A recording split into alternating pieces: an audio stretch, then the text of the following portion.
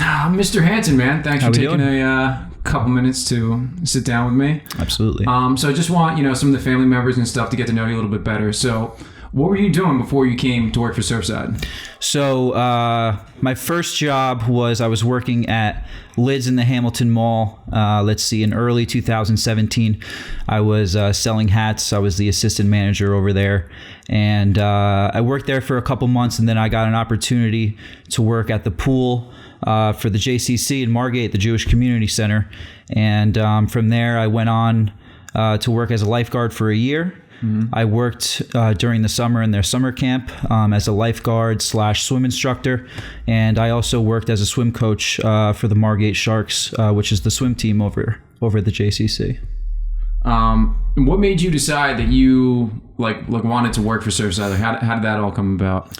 Well, I was a resident here, and I got here November of 2016, and I stayed here for a good amount of time. And like I said, I had worked at Lids. That was right out of Surfside. That was my first job.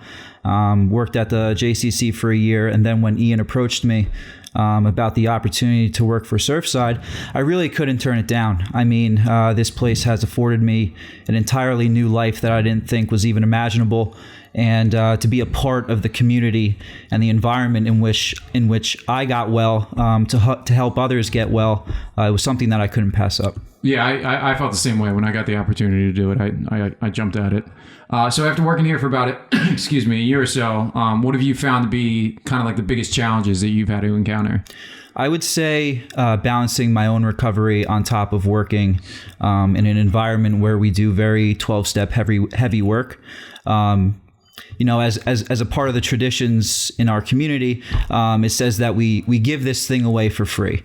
Working here for 5 days a week, it could be tough. The amount of time that we're around the big book and we're around going to meetings every day.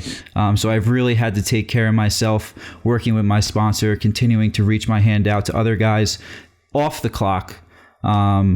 And really take care of that, because without my own personal recovery, I wouldn't be able to help these guys along in their recovery as well. Right. Yeah. Everyone I've talked to so far has kind of said something along those lines. Is there anything you do to try to make your recovery interesting, or like any sort of hobbies you have to kind of like get away a little bit? Well, coming into this whole recovery community down here, I never thought that I'd have fun. Right. In recovery, like ever. I remember sitting in IOPs and treatments early on years ago and saying I would never be that guy who had fun in recovery. I didn't know how to. Mm-hmm.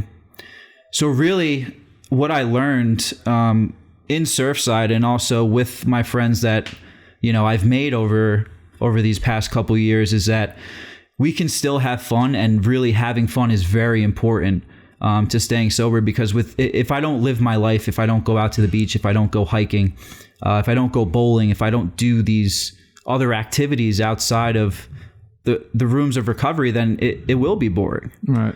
So I mean, to spice it up, going on trips is big. Going to New York, going to Philadelphia, going to see a ball game, whatever it is. But I'm always around sober people. That's really what it comes down to. So what do you see going on with your future? You just graduated from school, right? Yes, Stockton University. And what was your degree? And do you plan on using that like kind of in this field somewhere down the line? Yeah. So I got a psychology degree, and my minor is in holistic health.